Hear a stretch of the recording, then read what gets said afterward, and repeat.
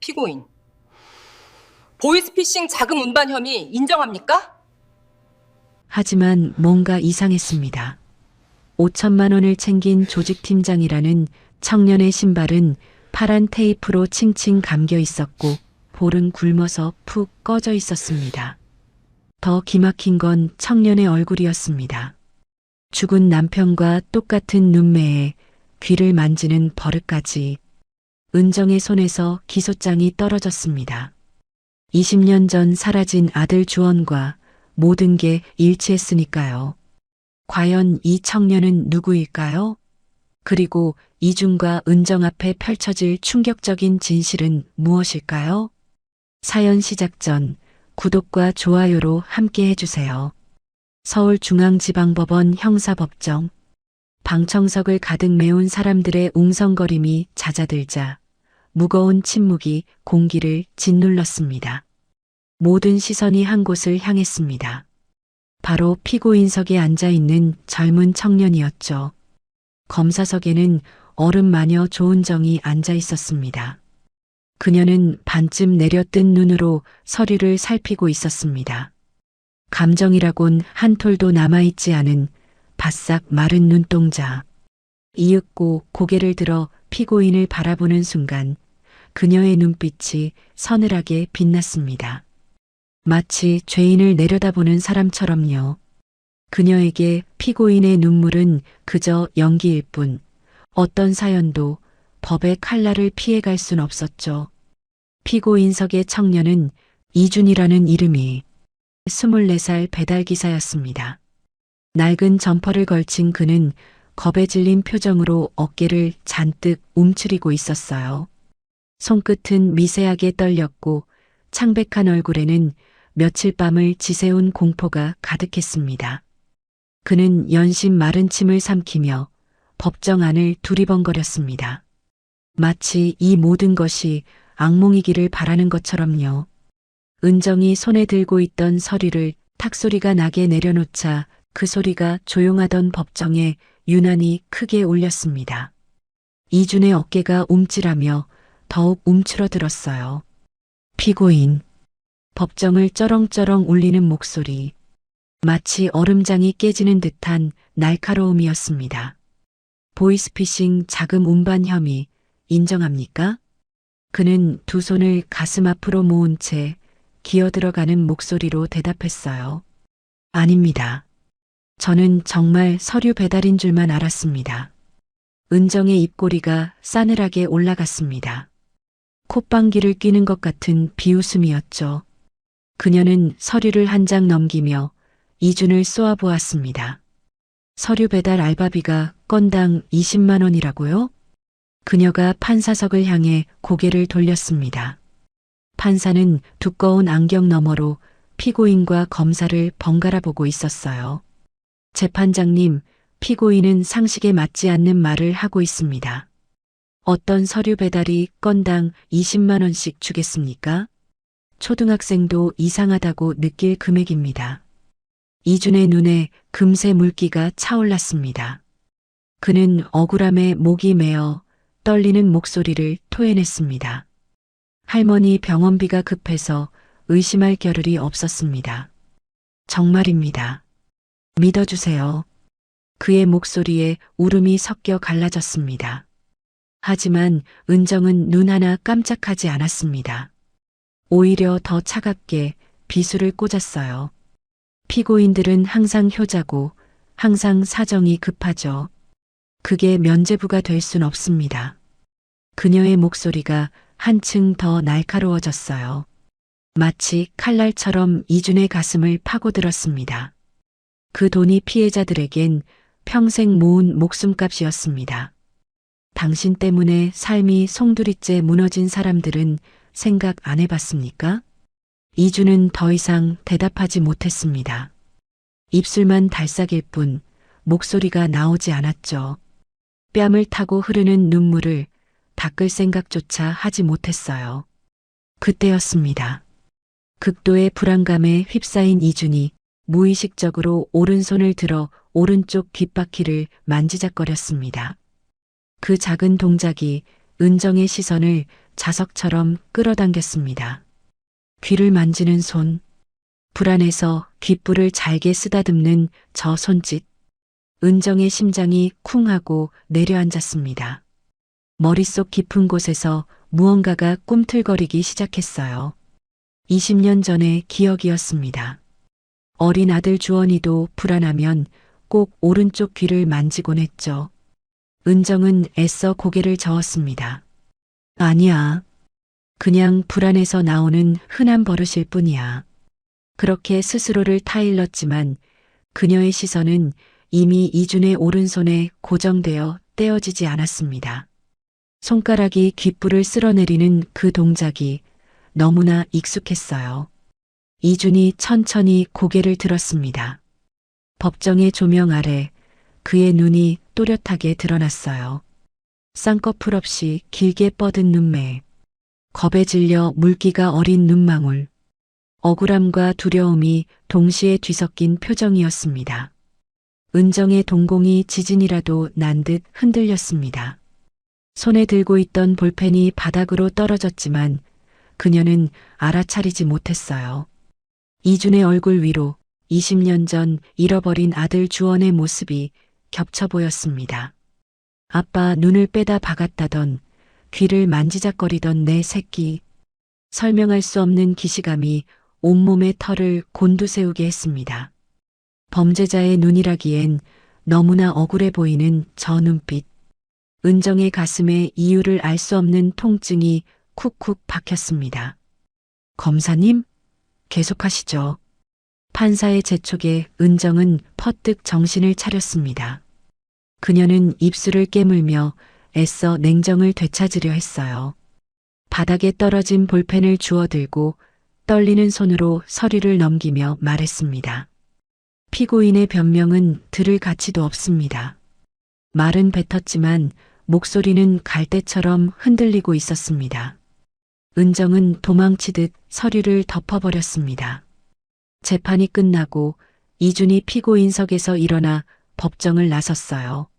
낡은 점퍼를 여미고 축 처진 어깨로 터벅터벅 걸어나가는 뒷모습이 유난히 작아 보였습니다. 마치 세상의 모든 짐을 혼자 지고 가는 사람 같았어요. 은정은 그 뒷모습에서 눈을 뗄 수 없었습니다. 가슴 한구석이 먹먹하게 저려왔죠.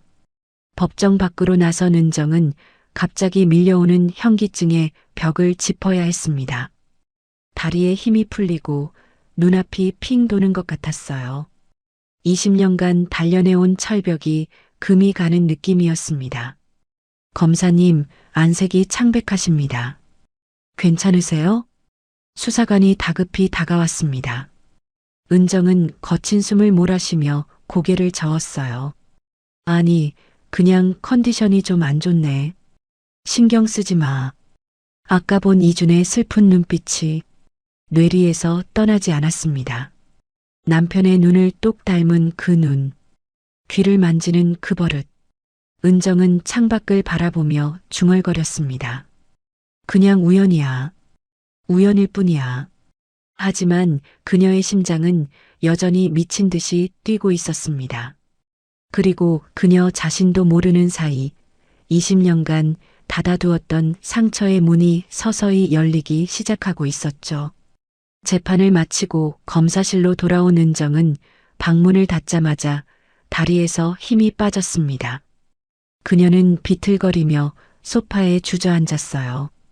가슴을 움켜쥐고 가쁜 숨을 몰아쉬었지만 요동치는 심장은 좀처럼 진정되지 않았습니다. 법정에서 본 이준의 슬픈 눈망울, 눈을 감아도 떠도 그 눈빛이 유령처럼 눈앞에 아른거렸습니다. 쌍꺼풀 없이 길게 뻗은 눈, 겁에 질려 물기가 어린 그 처연한 눈빛. 은정은 떨리는 손으로 책상 위 액자를 집어들었습니다. 20년 전 지옥이 시작되기 전의 사진이었어요. 환하게 웃는 남편 성범의 품에 4살배기 아들 주원이가 안겨 있었습니다. 은정이 손수 만들어준 파란 공룡 인형을 꼭 껴안은 채 아빠와 똑같은 눈으로 카메라를 바라보고 있었죠. 은정의 시선이 사진 속 남편의 눈에 멈췄습니다. 그것이 아까 법정에서 본 이준의 눈과 소름 끼치도록 겹쳐 보였어요. 24. 은정이 메마른 입술로 중얼거렸습니다. 목소리가 갈라져 나왔어요. 주원이가 살아있다면 딱 저 아이 나이인데. 그 순간 눈물이 툭 떨어져 액자 유리를 적셨습니다. 은정은 20년간 꼭꼭 봉인해 두었던 기억의 문이 열리는 것을 느꼈어요.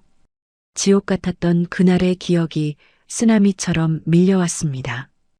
20년 전 30살이었던 은정은 젊고 패기 넘치는 검사였습니다. 그녀는 한 흉악한 살인범을 집요하게 수사해 결국 감옥에 보냈어요. 법정에서 끌려나가던 범인이 은정을 향해 핏대를 세우며 소리쳤었죠. 내 인생 망친 대가 꼭 치르게 해줄게. 두고 봐. 은정은 그저 패배자의 헛소리라 여겼습니다. 그리고 4년이 흘렀습니다. 범인이 출소했지만 일에 미쳐 사는 은정은 그 사실조차 까맣게 잊고 있었어요. 어느 주말 오후였습니다. 은정은 남편 성범 그리고 4살 된 아들 주원이와 함께 대형 공룡 체험관에 갔어요. 주원이가 가장 좋아하는 곳이었죠. 아이는 파란 공룡 인형을 꼭 쥔 채 들뜬 표정이었습니다. 엄마, 이거 봐. 진짜 공룡이야. 반짝이는 아이의 눈망울. 은정은 그 모습이 너무나 사랑스러워 카메라를 들었습니다. 그래, 주원아. 거기 서봐. 엄마가 예쁘게 찍어줄게. 남편이 잠시 자리를 비운 사이 은정이 카메라 렌즈에 눈을 맞춘 딱 그 몇 초의 찰나였습니다. 엄마, 공룡 움직여. 주원이가 손을 뿌리치고 사람들 사이로 달려가는 그 짧은 순간 은정의 시야에서 아이가 순식간에 사라졌습니다. 은정은 카메라를 떨어뜨리고 아이 이름을 부르며 뛰었지만 북적이는 인파 속에서 주원이는 전혀 보이지 않았습니다. 미아보호센터, 경비실, 안내데스크. 은정은 체험관 구석구석을 미친 듯이 뒤졌지만 주원을 찾을 수 없었어요. 그때 은정의 휴대폰이 울렸습니다. 발신자 표시가 없는 번호였어요. 조은정 검사, 나 기억하지? 수화기 너머로 섬뜩한 남자 목소리가 들려왔습니다. 은정의 온몸이 얼어붙었어요. 네가 뺏은 내 4년, 네 새끼 목숨으로 갚아. 뭐라고요? 당신 누구야? 은정이 비명에 가까운 소리를 질렀습니다. 그 순간 수화기 너머로 익숙한 목소리가 들려왔어요. 엄마. 주원이가 울부짖는 소리였습니다. 그리고 전화는 뚝 끊겼어요. 은정의 세상이 무너져 내렸습니다. 경찰은 대대적인 수색에 나섰습니다. 이틀 밤낮의 추격 끝에 범인의 차량이 한강에서 발견됐습니다. 하지만 차 안에는 익사한 범인뿐 주원은 흔적조차 없었죠. 경찰은 아이가 물에 빠져 떠내려갔을 거라 결론지었습니다. 시신은 끝내 발견되지 않았죠. 심장이 약했던 남편 성범은 아이의 죽음을 인정하지 못했습니다. 약도 먹지 않은 채 빗속을 헤매며 전단지를 붙이다 결국 길바닥에서 심장마비로 쓰러졌습니다. 구급차가 도착했을 때는 이미 늦은 뒤였죠. 서울 장례식장. 은정은 남편과 아들의 영정 사진을 나란히 모셔야 했습니다. 단 며칠 사이에 가족을 모두 잃은 것이었어요. 그녀는 영정 앞에 무릎을 꿇고 오열했습니다. 내가 사진 찍는다고 한눈 팔지 않았더라면, 내가 손을 꼭 잡고 있었더라면. 죄책감이 심장을 난도질했습니다. 은정은 그날부로 엄마 조은정을 가슴에 묻었습니다. 대신 피도 눈물도 없는 어른 마녀가 되어 범죄자들을 처단하는데 남은 생을 바치기로 맹세했습니다. 하지만 은정이 모르는 진실이 있었습니다. 같은 시각 서울 외곽 수유동의 달동네. 기록적인 한파가 몰아치던 밤이었어요. 55살의 이금주는 얼어붙은 손으로 폐지 리어카를 끌고 있었습니다. 쓰레기장 근처를 지날 때였습니다. 갑자기 이상한 소리가 들려왔어요. 으으, 가느다란 신음소리였어요. 금주는 리어카를 세우고 소리가 나는 쪽으로 다가갔습니다. 쓰레기 더미를 파헤치자 검은 봉지들 사이에서 웅크린 작은 생명이 보였습니다. 세상에, 금주는 기겁했습니다. 얇은 옷 하나만 걸친 채 파랗게 질려 떨고 있는 4살 배기 꼬마. 아이는 의식을 잃어가면서도 손에 쥔 파란 공룡 인형만큼은 놓지 않고 있었습니다. 아이고, 어떤 천벌받을 놈이 애를 버렸어. 금주는 얼른 자신의 외투를 벗어 아이를 감쌌습니다.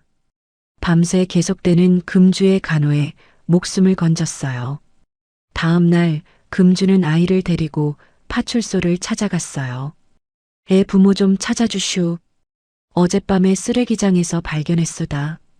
하지만 범인이 아이의 옷을 바꿔 입혀놓는 바람에 실종 신고 정보와 매칭되지 않았습니다. 경찰은 고개를 저었어요. 기록이 없네요. 그냥 버려진 고아 같은데요. 금주는 포기하지 않았습니다. 아이 손을 잡고 며칠 동안 시장과 동네를 돌아다니며 상인들에게 물었어요. 이해 본 적 없어? 누가 잃어버린 거 아냐? 하지만 아무도 아이를 모른다고 했습니다. 금주는 매일같이 파출소를 찾았지만 경찰들의 반응은 냉담했어요. 아주머니, 형편도 어려우신데 애 키우는 거 무리예요. 시설로 보내야 밥이라도 제때 먹죠. 금주도 그 말에 반박하지 못하고 망설였습니다. 자신의 가난이 아이에게 짐이 될까 두려웠으니까요. 경찰이 아이의 손을 잡으려던 순간 아이가 금주의 등 뒤로 숨으며 허름한 바짓가랑이를 꽉 움켜쥐었습니다. 싫어, 싫어. 그 처절한 울음소리가 평생 외롭게 살아온 금주의 가슴을 후벼 팠습니다. 차가운 등 뒤로 전해지는 아이의 따뜻한 온기. 금주는 눈물을 훔치며 아이를 와락 끌어안았습니다. 됐수다. 시설 가서 눈칫밥 먹느니 내가 굶더라도 내 새끼로 키우겠소. 가자, 아가. 집에 가자. 금주의 품에 안긴 아이가 웅얼거렸습니다. 준. 금주는 그 소리를 듣고 아이에게 이준이라는 이름을 지어주었습니다. 그렇게 두 사람의 가난하지만 따뜻한 인연이 시작된 것이었습니다. 다시 현재로 돌아와 회상에서 깨어난 은정은 거칠게 눈물을 닦아내며 고개를 세차게 저었습니다. 아니야. 주원이는 죽었어. 20년이나 지났어. 은정은 떨리는 손으로 이준의 서류를 탁 덮어버렸습니다. 저 녀석은 그냥 남편과 눈매가 비슷한 범죄자일 뿐이야. 그뿐이야. 그녀는 흔들리는 자신의 손을 꽉 움켜쥐었어요. 개인적인 감정으로 수사를 망치면 안 돼. 검사가 피고인에게 연민을 느끼다니. 정신 차려, 조은정. 하지만 가슴 깊은 곳의 불안은 사라지지 않았습니다. 은정은 다시 서류를 노려보며 서늘하게 중얼거렸어요. 그래, 내 착각이라는 걸 증명해야 해. 아주 철저하게 바닥까지 파헤쳐서라도. 은정의 눈빛이 날카롭게 빛났습니다. 그래야 죄 있는 놈을 제대로 잡아넣을 수 있으니까.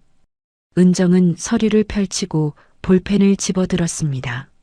하지만 그녀는 알지 못했습니다. 이 잔인한 조사가 결국 자신의 심장을 찌를 비수가 될 거라는 사실을요. 일주일 전 매서운 칼바람이 부는 서울 수유동이었습니다. 하늘에서는 눈이 조용히 내려앉고 있었고 골목길은 새벽부터 얼어붙어 있었죠. 금주는 이준이 새벽 배달을 나간 사이 몰래 리어카를 끌고 집을 나섰습니다. 이준이 알면 펄쩍 뛰며 말릴게 뻔했거든요. 75의 나이에 폐지를 줍는 건 쉬운 일이 아니었지만 금주는 내가 아니면 누가 우리 준이 챙기나 하는 마음 하나로 버티고 있었습니다. 우리 준이 장가갈 돈 한 푼이라도 보태야지. 금방이라도 손이 얼어붙을 것 같았지만 꾹 참고 리어카 손잡이를 꼭 잡았습니다. 하지만 언덕을 내려가는 그 순간 가슴이 갑자기 돌덩이처럼 뭉치며 숨이 턱 막혔습니다. 금주는 비명도 지르지 못한 채 눈 위로 쓰러졌고 리어카의 폐지들이 사방으로 흩어졌어요. 서울대 병원 응급실. 이주는 배달 오토바이를 세워둔 곳조차 기억하지 못할 정도로 정신없이 달려왔습니다. 그는 응급실 문을 박차고 들어서며 소리쳤어요. 할머니. 간호사가 뛰어와 이준을 말렸지만 그는 뿌리치고 침대 곁으로 달려갔습니다. 침대 위에 누운 금주의 얼굴은 종이장처럼 하얗게 질려 있었어요. 코와 입에는 산소호흡기가 씌워져 있었고 손등에는 수액줄이 꽂혀 있었습니다. 심장 모니터에서 불규칙한 신호음이 끊임없이 울렸습니다. 의사가 심각한 표정으로 이준을 복도로 불렀습니다. 급성 심근경색에 판막 파열까지 왔습니다. 일주일 내로 수술하지 않으면 장담할 수 없어요. 이준의 다리에서 힘이 빠졌습니다. 그는 의사의 가운 자락을 붙잡듯 애원했어요. 수술해주세요. 제발이요. 할머니 살려주세요. 하지만 원무과 직원의 대답은 냉정했습니다. 수술비랑 입원 보증금 포함해서 일단 500만 원 선납하셔야 수술 예약 잡아드릴 수 있어요. 이주는 떨리는 손으로 휴대폰을 꺼내 통장 잔액을 확인했습니다. 잔액 32만 4천 원. 그 순간 이주는 세상에서 가장 무력한 사람이 된 듯 했습니다. 500만 원에 턱없이 부족한 금액이었죠. 이주는 머리를 쥐어뜯었습니다. 어릴 때부터 자신을 지켜준 할머니를 이번엔 본인이 지켜드릴 차례인데 아무것도 가진 게 없다는 사실이 그의 가슴을 찢어지게 만들었어요. 어떻게든 돈을 구해야겠다는 생각뿐이었습니다. 이주는 당장 편의점 알바 사장에게 전화를 걸었어요. 사장님, 죄송한데 값을 좀 부탁드려도 될까요? 할머니가 위급하셔서요. 하지만 돌아온 대답은 차가웠습니다. 너 지난번에도 가져갔잖아. 계속 이러면 서로 곤란해. 매몰찬 거절과 함께 전화가 끊겼습니다. 이주는 병원 복도 구석 차가운 바닥에 쭈그리고 앉았어요. 병실 안에서 들려오는 위급한 기계음 소리가 이준의 목을 조여왔습니다. 이준은 지푸라기라도 잡는 심정으로 스마트폰 검색창에 글자를 입력했습니다. 단기 고액 알바. 수많은 수상한 광고들 사이 하나가 이준의 눈에 들어왔습니다. 법률사무소 서류 단순 배송. 건당 20만 원. 당일 현금 지급. 이준은 의심이 들었습니다. 서류 배달에 20만 원이라니 너무 큰 액수였죠. 하지만 의심할 겨를이 없었습니다. 할머니를 살릴 수만 있다면 악마와 손이라도 잡아야 했으니까요. 이주는 떨리는 손으로 전화를 걸었습니다. 여보세요. 알바 문의드리려고요. 수화기 너머로 신뢰감을 주는 중저음의 목소리가 들려왔습니다. 아, 법률 서류 전달하는 일입니다. 저희가 비밀 보장이 중요해서 간단한 보안 교육 받으셔야 해요. 그럴싸한 말들에 이주는 안도의 한숨을 내쉬었습니다. 네, 시키는 대로 다 하겠습니다. 돈이 급해서요. 상대방이 사무적인 말투로 지시했습니다. 보안 때문에 일반 문자 쓰면 안 되고요. 제가 보내드리는 업무용 어플 설치하세요. 업무 시작하면 수금 완료, 전달하러 갑니다. 이런 식으로 바로바로 보고하세요. 우리 사무소 규칙입니다. 다음 날 이주는 지하철역 물품 보관함 앞에 섰습니다. 지시받은 번호의 보관함을 열자 고급스러운 쇼핑백이 들어있었어요. 꽤 묵직했습니다. 그때 휴대폰에 문자가 도착했어요. 봉투 안 내용물, 금액 맞는지 확인하고 사진 찍어 보내세요. 의뢰인 확인용입니다. 이주는 아무 의심 없이 쇼핑백을 열었습니다. 하지만 그 안에는 서류가 아닌 5만 원권 현금 다발이 벽돌처럼 들어 있었어요. 이준의 심장이 쿵 내려앉았습니다. 그는 급히 전화를 걸었어요. 저기요, 서류라면서요? 이거 돈인데요? 상대방은 태연하게 대답했습니다. 아, 합의금 전달입니다. 민사소송 합의금은 현금으로 주고받거든요. 사고 나면 안 되니까 얼른 수금 완료라고 보내고 사진 찍어 보내요. 그래야 알바비 지급됩니다. 이주는 찜찜했지만 합의금이라는 말에 고개를 끄덕였습니다. 병실에 누워있는 할머니의 얼굴이 떠올랐기 때문이었죠. 이주는 떨리는 손으로 돈다발 사진을 찍고 시키는 대로 문자를 보냈습니다. 수금 완료했습니다. 그땐 이 문자가 훗날 그의 발목을 잡게 될 줄은 꿈에도 몰랐죠. 이주는 약속 장소인 오피스텔 앞으로 이동했습니다. 차가운 바람이 불었지만 가슴만은 뜨거웠습니다. 이 일만 몇 번 하면 할머니 수술비 금방 만들 수 있어. 조금만 버티세요, 할머니. 약속 장소에 도착해 누군가에게 쇼핑백을 건네려던 바로 그 순간이었습니다. 움직이지 마. 경찰이다. 사방에서 형사들이 뛰쳐나왔습니다. 골목 어귀에서, 주차된 차량 뒤에서, 건물 입구에서 순식간에 10명 가까운 사람들이 이준을 에워쌌어요. 이준은 영문도 모른 채 바닥에 쾅 찍혔습니다. 누군가 그의 팔을 뒤로 꺾어 수갑을 채웠습니다. 차가운 콘크리트 바닥이 뺨에 닿았죠. 형사가 쇼핑백을 바닥에 쏟았습니다. 5만 원권 다발이 와르르 눈밭 위로 쏟아져 내렸습니다. 보이스피싱 현금 수거책, 현행범 체포. 이준의 눈앞이 새하얘졌습니다. 아니에요. 전 서류 배달인 줄 알았어요. 진짜 몰랐어요. 이준은 바닥에 엎드린 채 절규했습니다. 하지만 형사는 콧방귀를 뀌며 이준의 휴대폰을 뺏었어요. 업무용 앱을 열어 메시지를 확인하더니 비웃음을 터뜨렸습니다. 서류 배달이라면서 수금 완료라고 보고해. 돈인 거 알고 금액까지 확인했다는 증거네. 거짓말을 해도 좀 성에 있게 해라. 이주는 억울해서 미칠 것 같았습니다.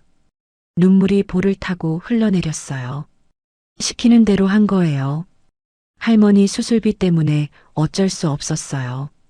하지만 아무도 그의 말을 믿어주지 않았죠. 강북경찰서 유치장. 차가운 시멘트 바닥과 녹슨 철창 냄새가 코를 찔렀습니다. 형광등 불빛이 차갑게 내리쬐는 좁은 공간에서 이주는 철창을 두 손으로 붙잡고 소리 없이 울었습니다.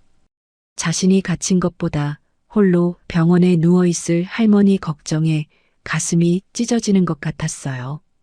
할머니는 지금 어떻게 됐을까? 수술은 받으셨을까? 내가 감옥에 갇혔다는 걸 알면 얼마나 가슴이 아프실까? 담당 형사가 다가와 말했습니다. 초범이고 도주 우려도 없으니까 일단 수사만 받고 집에 갈 수 있어. 하지만 혐의가 짙어. 재판 가면 검사님한테 가서 싹싹 빌어. 풀려난 이주는 경찰서 앞 계단에 주저앉았습니다. 수술비는커녕 전과자가 될 처지. 먹구름 낀 하늘이 금방이라도 무너져 내릴 것만 같았습니다. 이주는 아직 몰랐습니다. 그가 마주하게 될 그 검사가 그의 인생을 완전히 뒤집을 사람이라는 걸요. 첫 공판이 끝난 날 오후였습니다. 하늘에는 잿빛 구름이 낮게 깔려 있었고 찬바람이 옷깃을 파고들었어요. 이주는 불구속 상태로 풀려나자마자 허겁지겁 병원을 향해 뛰었습니다. 법정에서 검사에게 추궁당하는 내내 머릿속에는 할머니 생각뿐이었어요. 할머니는 지금 괜찮으신 건가? 가슴이 타들어가는 것 같았죠. 골목길을 빠져나오는데 갑자기 검은 세단 한 대가 이준의 앞을 가로막았습니다. 타이어가 끼익 소리를 내며 멈춰 섰어요. 이준은 깜짝 놀라 걸음을 멈췄습니다. 심장이 쿵쿵 뛰기 시작했어요. 차 문이 천천히 열렸습니다. 그 안에서 한 남자가 내렸어요. 마흔 즈음으로 보이는 사내였습니다. 값비싼 검은 코트를 걸치고 손가락에는 번쩍이는 금반지를 끼고 있었죠. 머리는 올백으로 넘겨 단정하게 정돈되어 있었고 구두는 거울처럼 반질반질하게 닦여 있었습니다. 하지만 그의 눈은 웃고 있지 않았어요. 비틀어진 미소만이 입가에 걸려 있었습니다. 보이스피싱 조직의 책임자 박영탁이었어요. 영탁이 준에게 다가와 어깨를 툭 쳤습니다. 친근한 척하는 손길이었지만 이준의 등골이 서늘해졌어요. 어이, 이준 씨. 재판에서 입을 아주 잘 놀리더라. 아주 청산유수야. 목소리는 부드러웠지만 그 말끝에는 사람을 베는 듯한 냉기가 서려 있었습니다. 이준은 본능적으로 뒤로 물러났지만 영탁은 한 발 더 다가왔어요. 담배 냄새와 진한 향수 냄새가 뒤섞여 코를 찔렀죠. 뭘 원하시는 건데요? 이준의 목소리가 떨렸습니다. 영탁은 피식 웃으며 이준의 귀에 대고 속삭였어요. 간단해. 재판에서 네가 팀장이라고 해. 모든 게 네가 시킨 일이라고. 이준의 눈이 휘둥그레졌습니다. 그게 무슨... 이준이 충격에 말을 잇지 못하자 영탁은 더 낮은 음성으로 속삭였어요. 안 그러면 말이야, 병원에 있는 네 할머니. 심장 약한 거 내가 다 알고 있거든. 이준의 얼굴이 하얗게 질렸습니다. 온몸의 피가 싹 빠져나가는 느낌이었어요. 다리가 후들후들 떨리기 시작했고 손바닥에는 식은 땀이 배어 나왔습니다. 하지 마세요. 제발이요. 할머니는 건드리지 마세요. 이준의 목소리가 애원에 가깝게 갈라졌어요. 영탁은 오히려 즐기는 듯한 표정으로 말을 이었습니다. 경찰이 갑자기 들이닥쳤다 치자 손자가 범죄자라고 알게 됐다? 그 약한 심장으로 버티시겠어? 이준은 피가 날 정도로 입술을 깨물었어요. 할머니의 얼굴이 눈앞에 아른거렸습니다. 병실 침대에 누워 산소호흡기를 쓰고 계시던 창백한 얼굴. 이준을 보며 힘없이 웃으시던 모습. 숨이 막혔습니다. 영탁이 마지막 미끼를 던졌어요. 목소리가 한층 부드러워졌습니다. 대신 네가 총대 매면 수술비는 우리가 싹 책임져 줄게. 나쁘지 않지? 이준의 눈에 눈물이 고였습니다. 선택의 여지는 없었어요. 할머니를 지키려면, 할머니가 수술을 받게 하려면 아무리 생각해도 방법은 단 하나였습니다. 제가 했다고 하면 되는 거죠. 영탁은 만족스러운 미소를 지으며 이준의 뺨을 가볍게 툭 쳤습니다.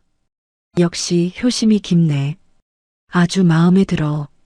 영탁은 그 말을 남기고 다시 검은 세단에 올라탔어요. 차가 떠나고 난 뒤 이준은 한참 동안 그 자리에 서 있었습니다. 다리에 힘이 풀려 주저앉을 것 같았지만 이를 악물고 병원으로 향했어요.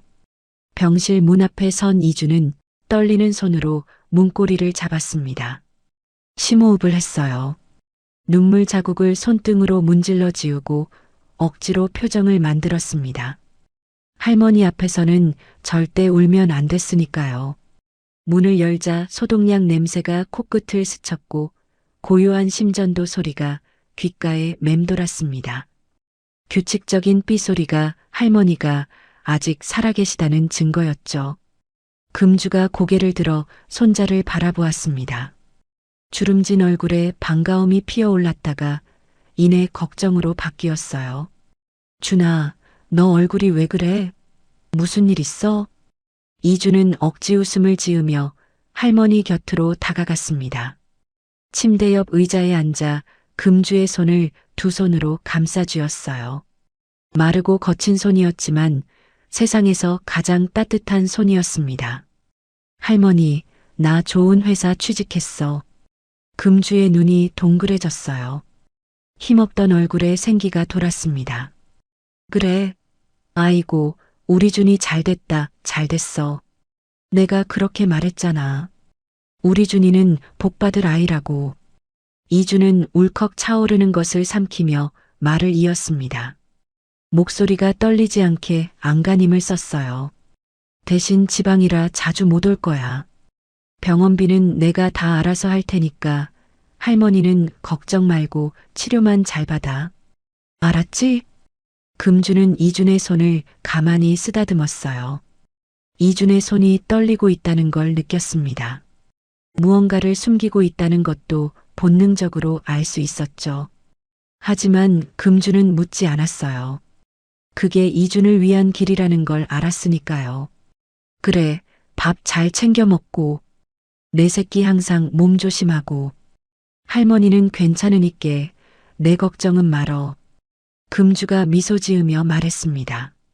그 따뜻한 미소에 이준은 결국 참았던 눈물 한 방울을 툭 떨어뜨리고 말았습니다. 얼른 고개를 돌려 눈물을 훔쳤습니다. 응, 나갈게. 할머니. 이준은 도망치듯 병실을 나왔습니다. 텅 빈 복도, 형광등 불빛만이 차갑게 이준을 비쳤습니다. 그는 눈을 감고 마음속으로 되뇌었습니다. 내가 다 짊어지면 할머니는 살 수 있어. 그걸로 됐어. 같은 시각, 검찰청 은정의 검사실. 창밖으로 붉은 노을이 지고 사무실 안으로 긴 그림자가 드리워졌습니다. 은정은 안경을 고쳐 쓰고 책상 위에 쌓인 서류들을 꼼꼼히 살피고 있었습니다. 이준의 압수된 보안 메신저 기록과 대포폰 통화 내역이었어요. 수사관이 노트북 화면을 보여주었습니다. 검사님, 이준에게 온 문자들입니다. 화면에 문자 내용이 떠 있었어요. 야, 돈 제대로 못 가져와? 오늘 수금 끝나면 수고비 2배로 준다. 은정의 눈빛이 싸늘하게 변했습니다. 이게 이준한테 온 거라고? 수사관이 고개를 끄덕였어요. 예. 조직 쪽에서 이준과 계속 연락한 정황입니다. 단순 배달책 수준이 아닙니다. 이어서 계좌 추적 보고서가 책상 위에 올라왔습니다. 이것도 보셔야 합니다. 이준명의 계좌로 들어온 금액들입니다. 조각조각 나눠서 들어왔는데 합치면 꽤 큰 돈이에요. 조직이랑 끈끈이 엮여 있지 않으면 이런 흐름이 나올 수가 없습니다. 수사관의 말에 은정의 손이 미세하게 떨렸습니다. 마음 한구석이 무너지는 것 같았어요. 착하게만 생긴 얼굴로 은정이 낮게 중얼거렸습니다. 그때 수사관이 노트북에서 음성 파일을 재생했어요. 팀장님, 금액 확인했습니다. 이준의 목소리였습니다. 아니, 이준의 목소리처럼 정교하게 조작된 가짜 파일이었죠. 하지만 은정은 그 사실을 알 리가 없었습니다. 은정이 이를 악물었습니다. 눈빛이 얼음장처럼 차가워졌어요. 이 자식이 감히 법정을 가지고 놀아? 그녀의 머릿속에서 오해가 완성되어 갔습니다. 법정에서 봤던 이준의 눈빛이 떠올랐어요. 억울하고 순수해 보였던 그 눈. 남편의 눈매를 닮은 것 같아서 흔들렸던 자신이 한없이 바보처럼 느껴졌습니다. 은정은 서류를 탁 내려놓았습니다.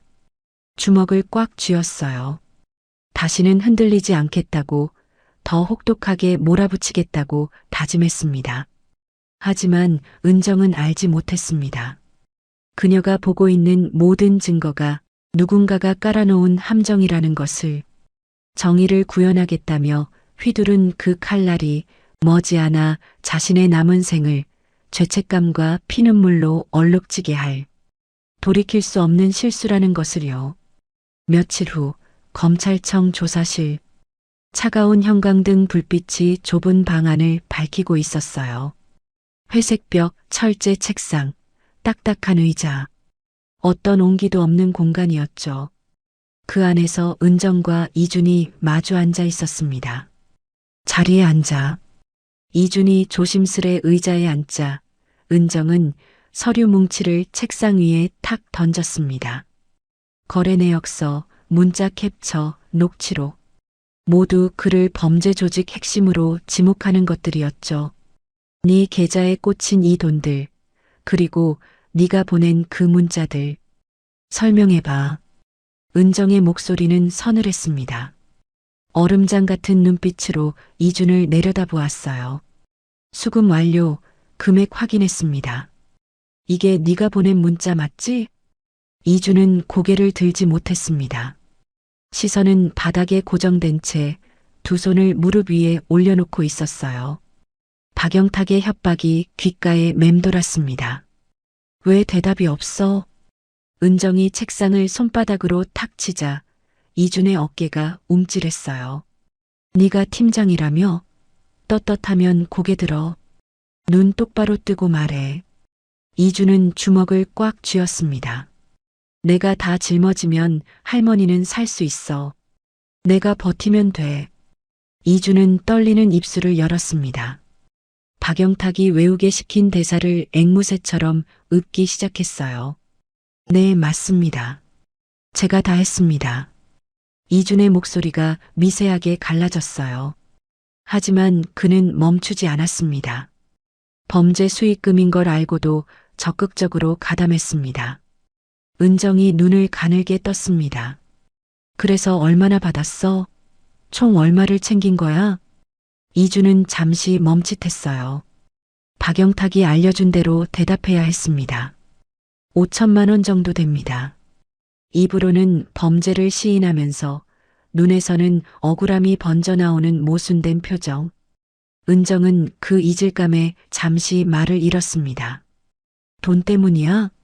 그 돈 다 어디다 뒀어? 은정이 차갑게 물었습니다. 유흥비로 탕진했니? 술이나 도박에 썼어? 어디다 쓴 거야 말해. 이준은 침을 꿀꺽 삼키며 대답했어요. 목소리가 떨렸습니다.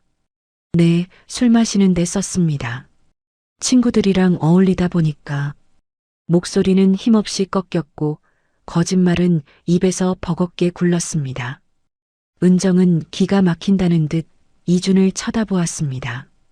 화가 머리끝까지 치밀어 올라야 했어요. 그런데 이상하게도 자꾸만 위화감이 들었습니다.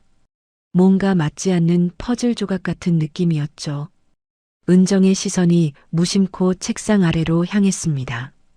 이준의 다리가 불안하게 떨리고 있었어요. 무릎이 위아래로 덜덜 흔들리고 있었죠. 그때 은정의 눈에 이준의 운동화가 들어왔습니다. 낙디낡은 운동화였어요. 밑창이 반쯤 떨어져 덜렁거리는 것을 파란 청테이프로 칭칭 감아놓은 낡은 신발. 옆면에는 구멍이 뚫려 있었고 때가 꼬질꼬질하게 끼어 있었습니다. 은정의 미간이 깊게 패였습니다. 신발꼴이 이게 뭐야? 5천만 원 챙긴 놈이 신발 하나를 못 사? 은정은 다시 이준의 얼굴을 살폈습니다. 광대뼈가 튀어나올 정도로 볼이 홀쭉했고 입가에는 못 먹어서 생긴 마른 버짐이 하얗게 피어 있었습니다. 잘 먹고 잘 산 범죄자의 얼굴이 아니었어요. 이준은 비틀거리며 조사실을 나갔습니다. 축 처진 어깨가 안쓰러워 보였죠. 은정은 자리에 앉아 서류를 정리하려 했지만 가슴 한구석에 박힌 가시 같은 의심을 떨칠 수가 없었습니다. 뭔가 이상해. 분명히 이상해. 그녀는 중얼거리며 자리에서 벌떡 일어났습니다. 몰래 이준의 뒤를 밟기로 했어요. 이준은 검찰청 주차장으로 향했습니다. 은정은 기둥 뒤에 숨어 그 모습을 지켜보았어요.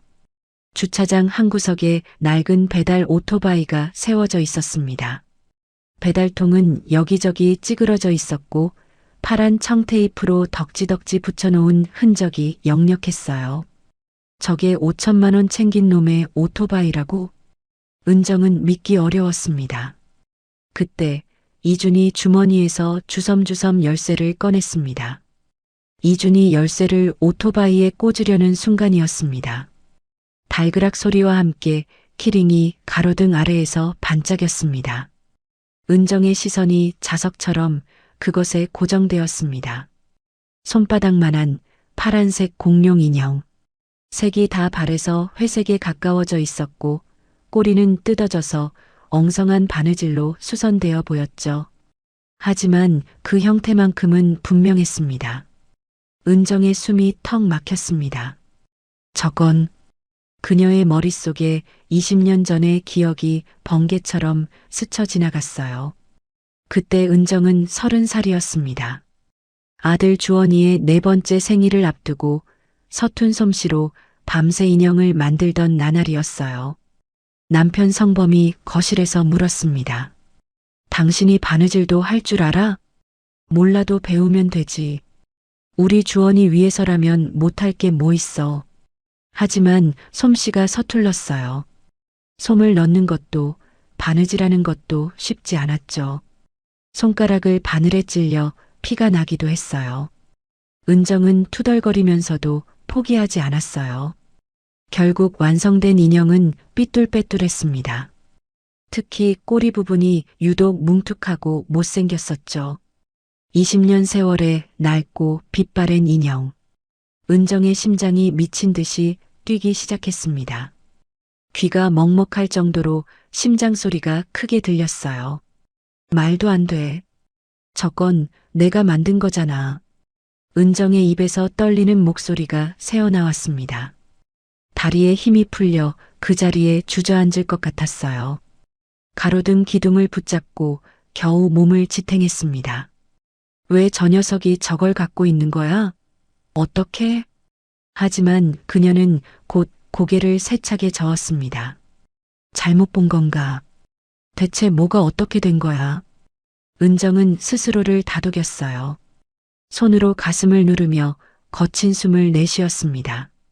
내 아들은 죽었어. 20년 전에 죽었다고. 그때 이준이 오토바이 시동을 걸었습니다. 낡은 마호라 소리가 저녁 골목을 울리며 멀어져 갔어요. 가로등 불빛 아래 홀로 선 은정. 그녀의 그림자가 길게 늘어져 있었어요. 차가운 바람이 코트 자락을 흔들었지만 은정은 추운 줄도 몰랐습니다. 온 신경이 방금 본 것에 쏠려 있었거든요. 20년간 굳게 닫아두었던 문이 조금씩 삐걱거리며 열리고 있었습니다. 그리고 그 문 너머에는 은정이 차마 마주하기 두려워했던 진실이 숨을 죽이고 기다리고 있었죠. 은정은 며칠째 뜬 눈으로 밤을 지새웠습니다. 거울에 비친 자신의 얼굴은 퀭하고 초췌했어요. 눈 밑에는 시퍼런 다크서클이 내려앉았고 볼은 헬쑥하게 꺼져 있었습니다. 하지만 잠이 올 리가 없었어요. 그날 본 파란 공룡 인형, 특히 삐뚤빼뚤한 꼬리가 계속 머릿속을 파고들었습니다. 눈을 감아도 뜨고 있어도 그 장면이 따라붙었어요. 은정은 결국 결심했습니다. 이준, 다시 소환해. 조사실 문이 열리고 이준이 들어왔어요. 며칠 사이에 그는 더욱 야위어 있었습니다. 피골이 상접한 얼굴, 푹 꺼진 눈, 입고 있는 회색 후드티는 낡아서 여기저기 보풀이 일어 있었고 목 부분은 늘어나 있었어요. 이준이 의자에 앉았습니다. 고개를 숙인 채 두 손을 무릎 위에 올려놓았어요. 은정은 이번에는 서류를 보지 않았습니다. 대신 이준의 얼굴을, 거친 손을, 그가 풍기는 처연한 분위기를 유심히 관찰했습니다. 검사의 눈이 아니었습니다. 자신도 모르게 엄마의 눈으로 이준을 뜯어보고 있었습니다. 이준 씨, 은정이 입을 열었습니다. 목소리가 평소보다 부드러웠어요. 부모님 기억은 정말 하나도 안 나? 뜬금없는 질문이었습니다. 범죄 사실과는 전혀 상관없는 출생 배경에 대한 물음. 이준은 고개를 들어 은정을 바라보았습니다. 눈빛에 경계심이 가득했습니다. 왜 그런 걸 물으시는 건데요? 그냥 궁금해서. 대답해. 박영탁의 협박이 떠올랐습니다. 개인적인 얘기하면 죽는다. 할머니 목숨이 달렸어. 이주는 잔뜩 위축된 채 시선을 바닥으로 떨어뜨렸습니다. 기억 안 납니다. 짧고 단호한 대답이었어요. 하지만 은정은 물러서지 않았습니다. 정말이야? 아무것도? 4살이면 기억이 있을 수도 있잖아. 아주 어렴풋하게라도 엄마 얼굴이라든지 살던 집이라든지 모른다니까요. 왜 자꾸 그런 걸 물어보시는 거예요? 이준의 목소리가 날카로워졌습니다. 은정은 답답함에 책상을 탁 쳤어요. 목소리가 저도 모르게 높아졌습니다. 내 눈 똑바로 보고 말해. 잘 생각해 보라고. 그 순간이었습니다. 이준의 머릿속에서 은정의 고함 소리와 박영탁의 협박하는 목소리가 환청처럼 겹쳐 들렸어요. 이준의 심장이 미친 듯이 뛰기 시작했습니다. 귀가 먹먹해질 정도로 심장 소리가 크게 울렸어요. 시야가 하얗게 질려가고 숨구멍이 꽉 막히는 느낌. 폐가 쪼그라드는 고통이 밀려왔습니다. 공황장애였습니다. 이주는 가슴을 쥐어뜯으며 책상 위로 무너졌어요. 상체가 앞으로 꺾이며 이마가 책상에 부딪혔습니다. 헉, 죄송합니다. 제가 다 말이 제대로 나오지 않았어요. 숨을 쉬려고 해도 공기가 들어오지 않았습니다. 목구멍이 조여오는 것 같았죠. 수사관들이 당황해서 벌떡 일어났습니다. 숨 넘어가는데? 왜 이래? 119 불러야 하나? 검사님. 아니, 잠깐만. 내가 할게. 그때 은정의 얼굴에서 검사로서의 표정이 사라지고 순간적으로 엄마의 얼굴이 떠올랐습니다. 그녀는 책상을 뛰어넘듯 달려가 이준 곁에 섰습니다. 이준, 정신 차려. 은정이 이준의 어깨를 잡았어요. 가까이서 본 이준의 몸은 불덩이처럼 뜨거웠습니다. 식은땀이 흘러 옷이 흠뻑 젖어 있었어요. 이준은 눈을 질끈 감은 채 헐떡거리고 있었습니다. 은정이 이준의 얼굴을 두 손으로 감싸쥐었어요. 숨 쉬어. 나 봐. 천천히 들이마시고 내쉬고. 그러나 은정의 눈 아래에는 두려움이 번져 있었습니다. 마치 오래전 잃어버린 무언가가 다시 눈앞에서 무너지는 듯한 표정이었죠. 이주는 여전히 캑캑거리며 괴로워했습니다. 목을 옥죄는 후드티 때문에 더 숨이 막히는 것 같았어요. 은정이 다급하게 이준의 후드티를 벗겼습니다. 후드티가 벗겨지자 그 안에는 목이 다 늘어난 낡은 메리아스 하나만 입은 앙상한 이준의 몸이 드러났어요. 갈비뼈가 드러날 정도로 마른 몸이었습니다. 팔뚝은 나뭇가지처럼 가늘었고 쇄골이 날카롭게 튀어나와 있었어요. 은정의 가슴이 철렁 내려앉았습니다. 그때였습니다. 은정의 시선이 무심코 이준의 오른쪽 어깨 부근에 꽂혔어요. 어깨와 쇄골 사이, 거기에 선명하게 박혀있는 흉터가 있었습니다. 반달 모양의 붉은 화상 흉터. 은정의 손이 허공에서 딱 멈췄습니다. 세상의 모든 소음이 진공청소기에 빨려 들어가듯 사라졌어요. 수사관들의 웅성거림도, 이준의 거친 숨소리도, 형광등의 윙하는 소리도 아무것도 들리지 않았습니다. 오직 정적만이 흘렀어요. 20년 전의 기억이 번개처럼 스쳐 지나갔습니다. 4살 된 주원이가 넘어지며 다리미에 어깨를 대었던 날, 주원의 짧은 비명 속에서 작은 몸을 끌어안고 욕실로 뛰어갔던 순간 차갑게 식던 금속 자국이 반달 모양의 상처로 남았던 그날, 그때의 냄새, 소리, 아이의 체온이 한꺼번에 은정의 머릿속을 파고들었습니다. 은정의 동공이 격하게 흔들렸습니다. 눈앞의 흉터는 자신이 매일 밤 약을 발라주며 어루만지던 그 상처와 완벽하게 일치했습니다. 은정은 숨조차 쉬지 못한 채 흉터에 시선이 못 박혔어요. 홀린 듯 손끝이 흉터를 향해 뻗어갔습니다. 손가락 끝이 거의 닿으려는 순간 이준이 고통스러운 신음소리를 냈어요. 은정의 손이 멈칫했습니다. 그녀는 물기 어린 목소리로 물었어요. 이 흉터, 너 이거 언제 생긴 거야?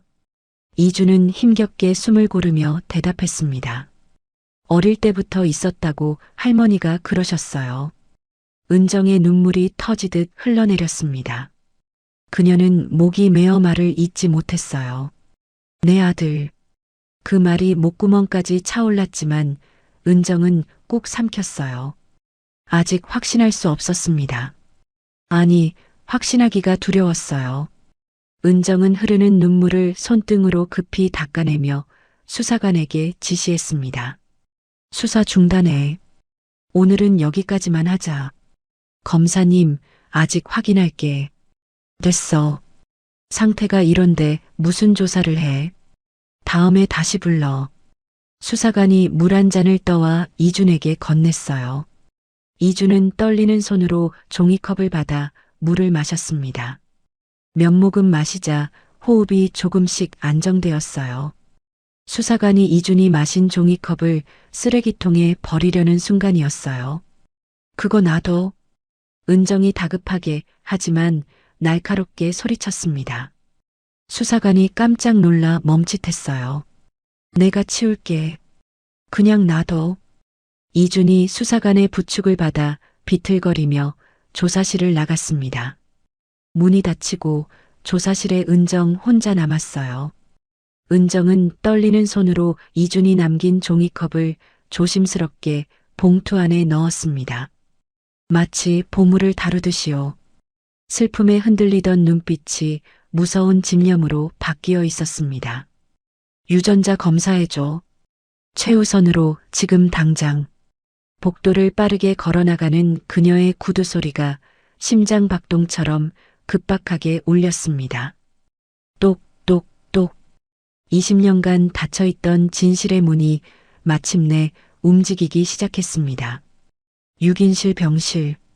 금주는 링거를 꽂은 채 텅 빈 창밖을 멍하니 바라보고 있었습니다. 겨울 하늘은 잿빛으로 흐렸고 앙상한 나뭇가지가 바람에 흔들리고 있었어요. 창문 틈으로 스며드는 찬 기운이 병실 안까지 스멀스멀 파고들었습니다.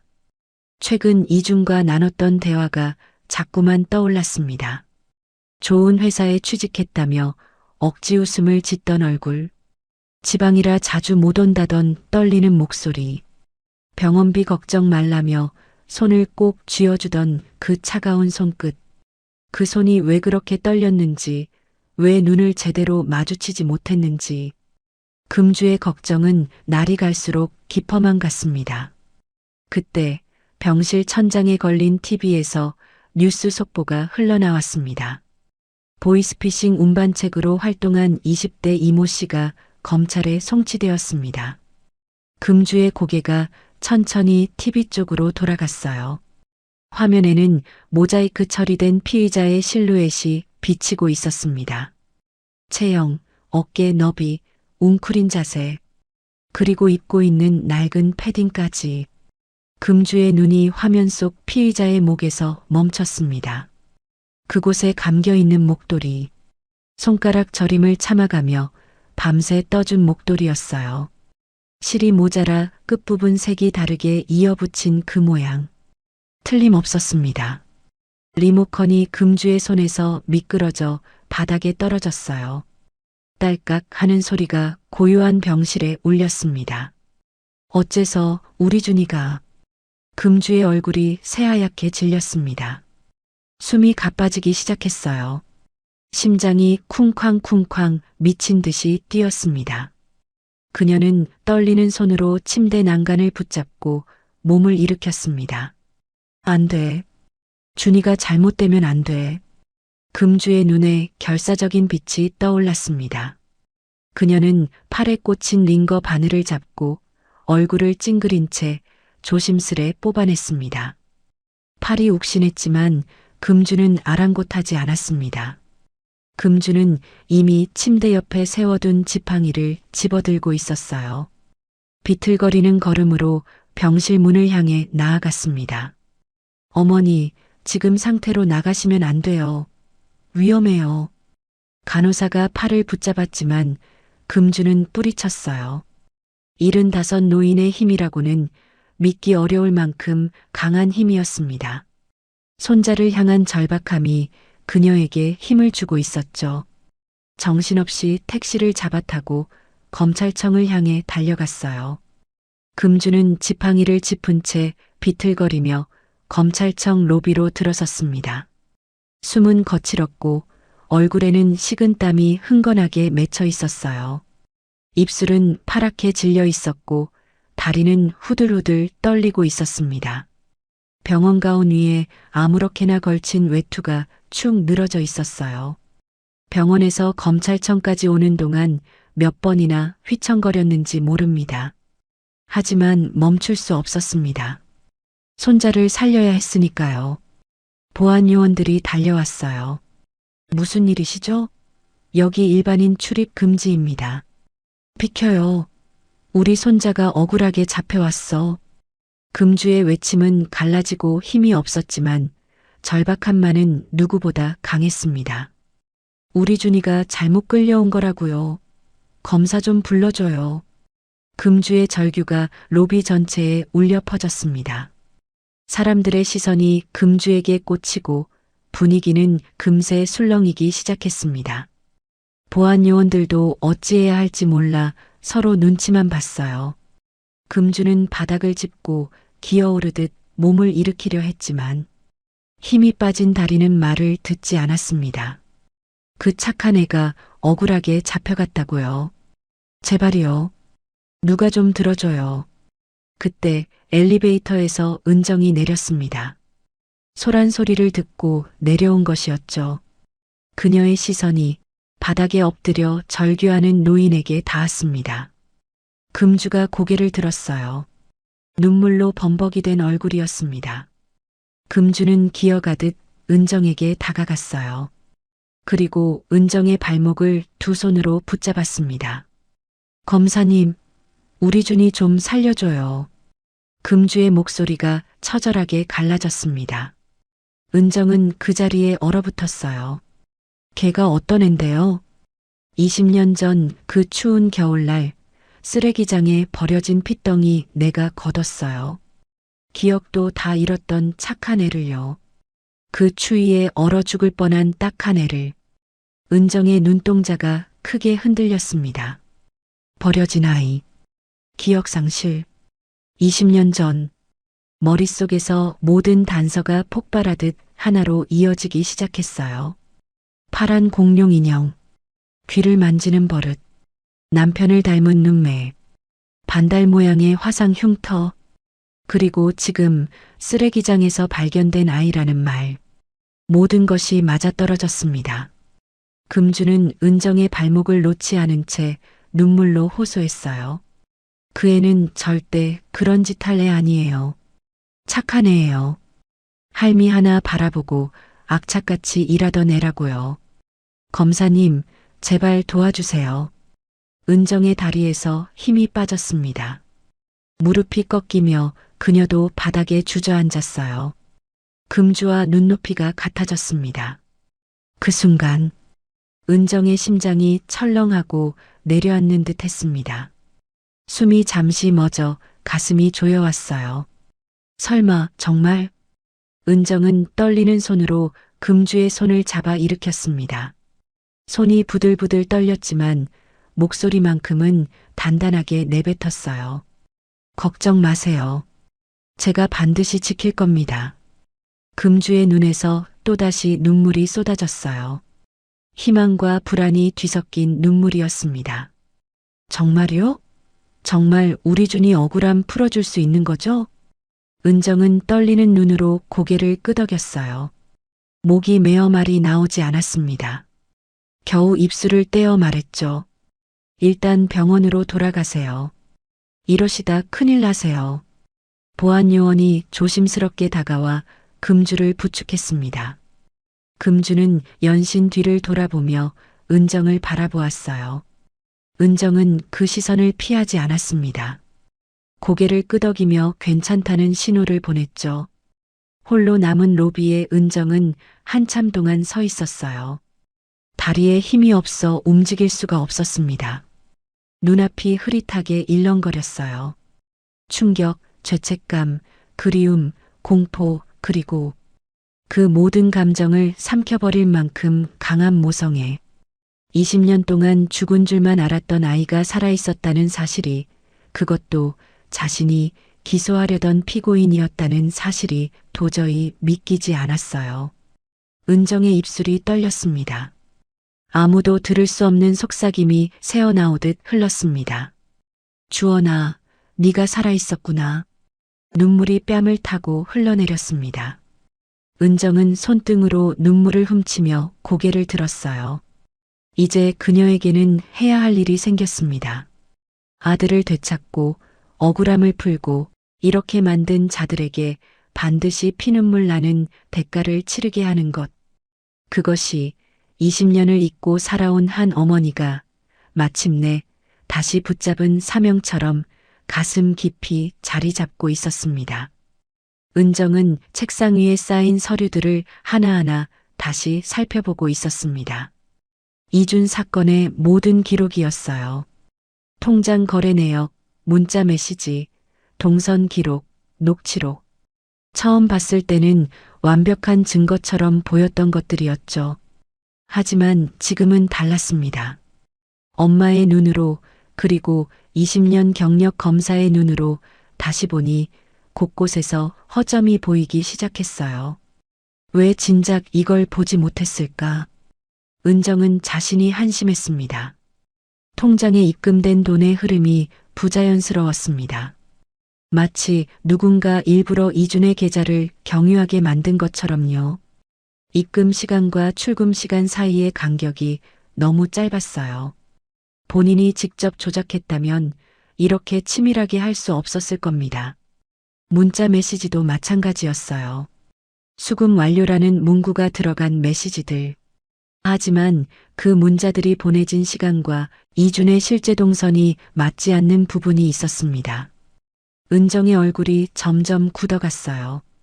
이건 얘가 한 게 아니야. 그녀의 목소리가 떨렸습니다. 그때 수사관이 조심스레 서류 한 묶음을 올려놓았습니다. 검사님 말씀하신 대로 녹취 파일 국과수에 제 감정 맡겼는데 그가 감정 결과 보고서를 펼쳐 보였습니다. 보고서에 적힌 글자를 읽는 순간 은정의 손이 덜덜 떨렸습니다. 수사관이 덧붙였습니다. 음성 합성으로 만든 가짜 파일이었다는 겁니다. 모든 증거가 박영탁 쪽에서 꾸며낸 완벽한 함정이었습니다. 은정의 손이 부들부들 떨렸습니다. 내가 이런 뻔한 함정에 넘어갔다니. 그녀는 이를 악물었습니다. 검사로서의 자존심이 무너지는 것보다 아들을 의심했다는 죄책감이 더 컸어요. 법정에서 이준을 몰아붙이던 자신의 모습이 떠올랐습니다. 은정이 내뱉었던 차가운 말이 부메랑처럼 돌아와 자신의 가슴을 찔렀어요. 그때 복도 저편에서 급한 발소리가 들려왔습니다. 수사관이 뛰어오고 있었어요. 검사님, 유전자 검사 결과 나왔습니다. 은정의 심장이 멎을 듯 쿵 내려앉았습니다. 숨이 턱 막혔어요. 손바닥에 식은땀이 배어 나왔습니다. 수사관이 내민 봉투를 받아드는 은정의 손이 사시나무처럼 떨렸어요. 봉투가 손에서 미끄러질 것 같았습니다. 심호흡을 하고 봉투를 뜯었어요. 안에서 한 장의 종이가 나왔습니다. 눈에 들어온 글자. 친자관계 성립 확률 99.999%. 은정의 다리에서 힘이 빠졌습니다. 그녀는 그 자리에서 바닥에 주저앉았어요. 두 손으로 얼굴을 감싸며 울음을 터뜨렸습니다. 주원아, 주원아. 20년간 죽은 줄만 알았던 아들이 살아있었습니다. 그것도 자신이 범죄자로 몰아붙이려 했던 그 청년이 자신의 아들이었어요. 기쁨과 죄책감, 안도와 후회가 한꺼번에 밀려왔습니다. 한참을 울었습니다. 지나가는 직원들이 쳐다봤지만 신경 쓸 겨를이 없었어요. 20년 동안 흘리지 못했던 눈물이 한꺼번에 쏟아져 나왔습니다. 얼마나 지났을까요? 은정은 손등으로 눈물을 훔치고 일어났습니다. 두 눈은 붉게 충혈되어 있었지만 목소리만큼은 결연했어요. 이 사건 처음부터 다시 보겠습니다. 바로 재조사 들어갑니다. 후배 검사와 수사관들이 모였습니다. 은정이 단호하게 지시했어요. 이준 사건 기록 전부 다시 가져오세요. 박영탁 관련된 자료도 모조리요. 오늘 안에 끝냅시다. 네, 검사님. 수사관들이 흩어졌습니다. 은정은 이준의 주소를 확인했어요.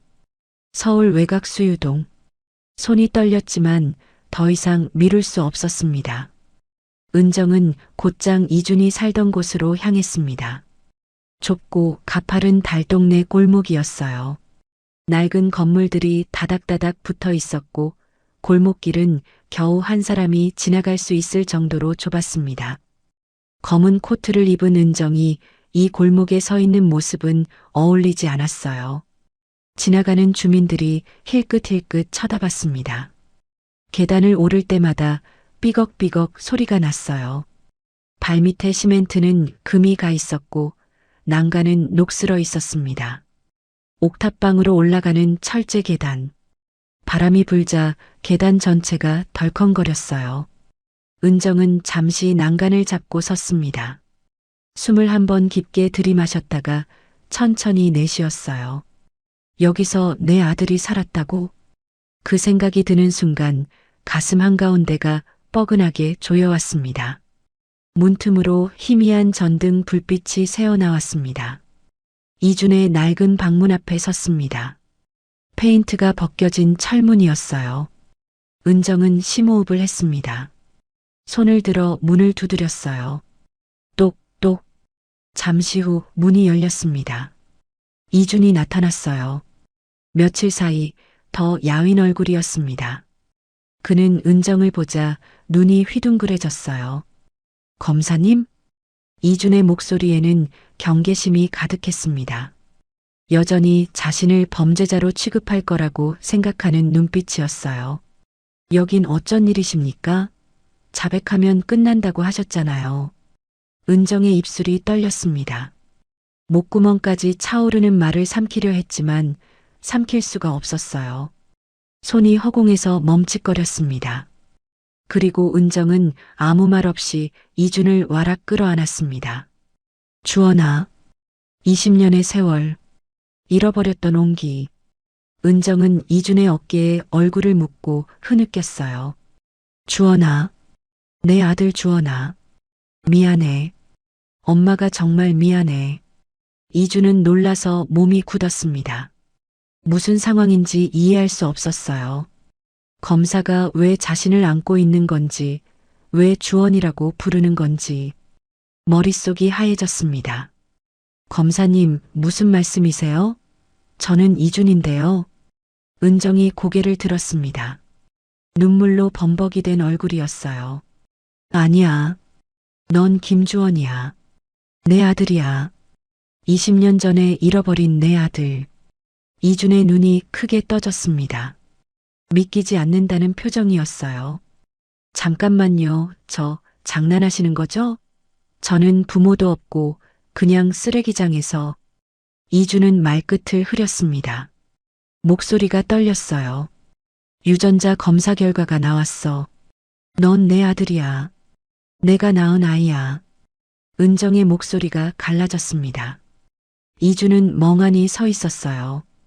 가슴이 쿵 하고 내려앉는 느낌.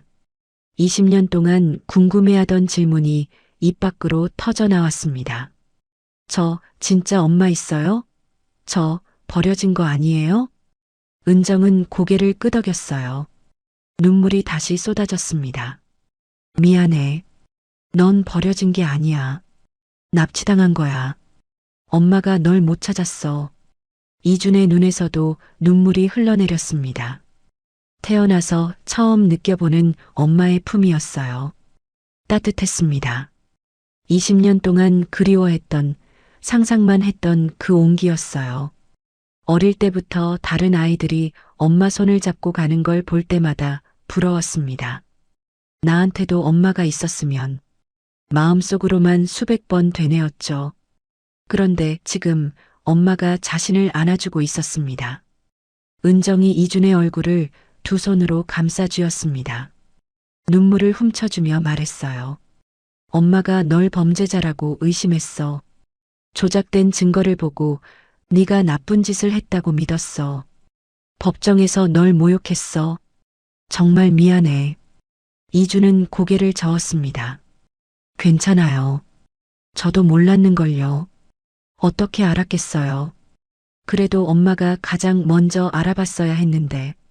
그 말에 은정의 울음이 더 터져 나왔어요. 이렇게 착한 아이를, 이렇게 순수한 아이를 자신이 범죄자라고 몰아붙였다니. 두 사람은 오래도록 울음을 멈추지 못했습니다. 20년 묵은 그리움과 아픔이 눈물이 되어 쏟아져 나왔어요.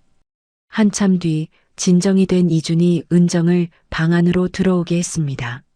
성인 남자 혼자 눕기도 벅찬 좁은 방이었어요. 은정은 방 안을 둘러보다가 입을 틀어막았습니다. 숨이 턱 막혀 한동안 말이 나오지 않았죠.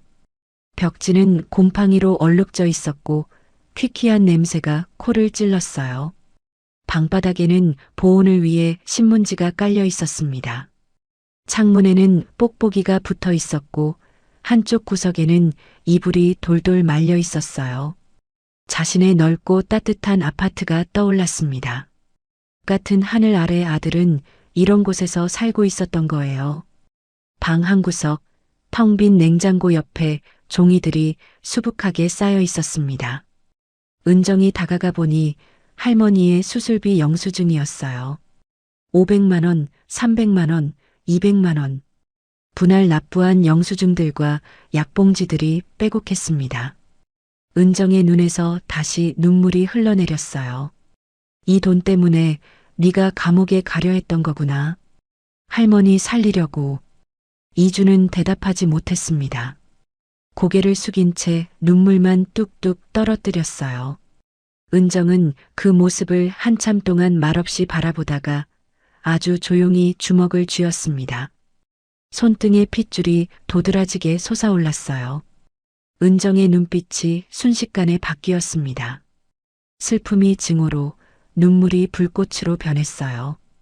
그녀의 목소리가 차갑게 가라앉았습니다. 내 아들 눈에서 눈물 나게 한 놈들, 내가 피눈물 흘리게 해줄게. 은정은 주먹을 꽉 쥐었습니다. 이제 그녀의 반격이 시작될 차례였습니다. 은정은 이준의 옥탑방을 나오자마자 손등으로 눈물을 닦았습니다. 그리고 표정을 굳혔어요. 충혈된 눈에서 슬픔이 사라지고 차가운 결의가 타올랐습니다. 검찰청으로 돌아온 은정은 곧바로 수사팀을 소집했어요. 밤늦은 시간이었지만 아무도 불평하지 않았습니다. 은정의 눈빛이 심상치 않았거든요. 이준이 제공한 단서들을 토대로 조직의 연락 패턴을 하나하나 재확인하기 시작했습니다. 대포폰 번호, 업무용 앱의 서버 기록, 자금 흐름. 모든 것을 처음부터 다시 파헤쳤어요. 디지털 분석팀 연결해. 은정이 수화기를 들며 말했습니다. 삭제된 통화 기록 복구할 수 있어? 피의자 이준의 휴대폰에서 수화기 너머로 대답이 들려왔어요. 시간이 좀 걸리겠지만 시도해 보겠습니다. 시간 없어. 오늘 안에 무조건 해줘. 은정의 목소리는 단호했습니다. 평소에 그녀답지 않게 다급했어요. 몇 시간이 지났습니다. 밤이 깊어가고 검사실에는 은정만 홀로 남아 모니터를 노려보고 있었어요. 그때 이메일 알림이 떴습니다. 디지털 분석팀에서 보낸 파일이었어요. 은정은 떨리는 손으로 파일을 열었습니다. 노이즈가 섞인 음성 파일이었어요. 재생 버튼을 누르자 남자의 목소리가 스피커를 통해 흘러나왔습니다. 네 할머니 병원에 계시지? 잘못하면 오늘이 마지막 일 수 있어. 박영탁의 목소리. 은정의 표정이 차갑게 얼어붙었습니다. 내 아들의 효심을 감히 너희들의 먹잇감으로써 절대 용서할 수 없었습니다. 같은 시각 어딘가의 어두운 사무실. 박영탁은 초조하게 휴대폰을 들여다보고 있었어요. 이준에게 연락이 닿지 않았습니다. 전화도 받지 않고 메시지도 읽지 않았어요. 이 자식? 튀었나? 박영탁이 이를 갈며 직원들에게 명령했습니다. 병원 가서 할머니랑 좀 놀아드려라. 어서 움직여. 직원 2명이 고개를 끄덕이고 자리를 떴어요. 하지만 박영탁은 몰랐습니다. 이미 그물이 조여오고 있다는 것을요. 은정이 미리 배치한 강력계 형사들이 병동 곳곳에 잠복해 있었습니다. 눈에 띄지 않게 환자 가족인 척, 청소부인 척 말이죠. 검사님, 수상한 인물 2명 병동으로 올라옵니다. 무전기에서 보고가 들어왔습니다. 은정이 대답했어요. 확인되면 바로 제 앞에. 검은 점퍼를 입은 남자 둘이 엘리베이터에서 내렸습니다. 주위를 두리번거리며 할머니의 병실 쪽으로 걸어갔어요. 그 순간 형사들이 사방에서 뛰쳐나왔습니다. 멈춰. 경찰이다. 남자들이 도망치려 했지만 순식간에 제압당했습니다. 바닥에 쓰러지며 소지품이 쏟아졌습니다. 협박 메모와 조직 연락처가 적힌 종이들이 눈처럼 흩어졌습니다. 소식은 금세 박영탁에게 전해졌습니다. 전화를 받은 박영탁의 얼굴이 하얗게 질렸습니다. 뭐, 병원에 경찰이 왜 있어? 어떻게 된 거야? 하지만 대답은 돌아오지 않았어요. 전화는 이미 끊겨 있었습니다. 은정은 체포된 직원들을 신문해 박영탁의 은신처를 특정했습니다. 서울 외곽의 오래된 창고 건물이었어요. 지금 바로 출동한다. 은정이 방탄조끼를 입으며 말했습니다. 수사관이 걱정스럽게 물었어요. 검사님이 직접 가실 필요까지는 없지 않습니까? 아니, 내 눈으로 직접 봐야겠어. 그놈이 잡히는 꼴을. 은정의 눈빛은 흔들림이 없었습니다. 오래된 창고 건물 앞. 새벽녘의 어둠 속에서 형사들과 함께 잠복하고 있던 은정이 손짓했어요. 돌입. 문이 부서지며 형사들이 들이닥쳤습니다. 창고 안에는 범죄의 증거들이 널려 있었습니다. 장부, 현금 뭉치, 피해자 명단. 방 뒤편에서 도망치려던 박영탁이 튀어나오다 은정과 정면으로 마주쳤습니다. 은정이 그의 앞을 막아섰습니다. 어디가? 차갑고 낮은 목소리였어요. 박영탁의 눈이 흔들렸습니다.